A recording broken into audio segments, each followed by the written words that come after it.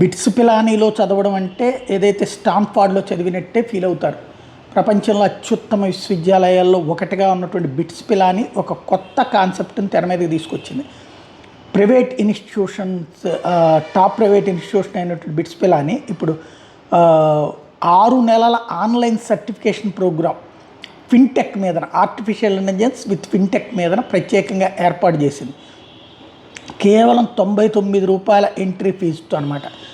Python, artificial intelligence, digital ఫైనాన్స్కి సంబంధించినటువంటి basics నేర్పుతుంది.